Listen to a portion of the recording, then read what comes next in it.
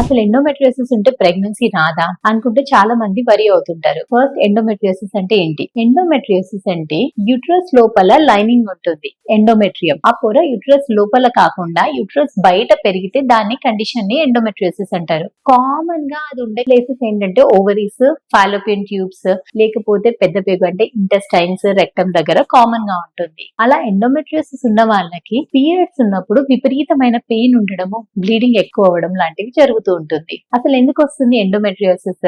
Endometriosis ఎవరికి వస్తుంది, ఎందుకు వస్తుంది అనేది ఖచ్చితంగా మనకి చెప్పలేము. అది కొంతమందికి జెనెటిక్ ఉంటుంది, కొంతమందికి అసలు ఫ్యామిలీలో ఎవరు లేకపోయినా గానీ వచ్చే ఛాన్సెస్ ఉంటుంది. సో ఎండోమెట్రియోసిస్ ఉన్న వాళ్ళకి మెయిన్ ప్రెగ్నెన్సీని ఎలా ఎఫెక్ట్ చేస్తుంది? ఎండోమెట్రియోసిస్ లో ఎండోమెట్రియం లైనింగ్ బయట పెరగడం వలన మనకి చాలా మందికి ఓవరీస్ లో కామన్ గా పెరుగుతుంది. అది తరచుగా బ్లీడ్ అయ్యి అక్కడ స్కార్ అనేది ఫామ్ అయ్యి ఎగ్ రిలీజ్ అవ్వడానికి ఎఫెక్ట్ చేయొచ్చు. అంటే మంత్ కి ఫాలికల్ అనేది పెరుగుతుంది కానీ అది రప్చర్ అవ్వక ఓవులేషన్ అవ్వకపోవచ్చు. ఆరెల్స్ ఫాలోపియన్ ట్యూబ్ కి అతుకులు తయారయ్యి ఫాలోపియన్ ట్యూబ్స్ బ్లాక్ ఉండడం కూడా జరగవచ్చు. దాని వల్ల కూడా ఇన్ఫర్టిలిటీ అవ్వచ్చు.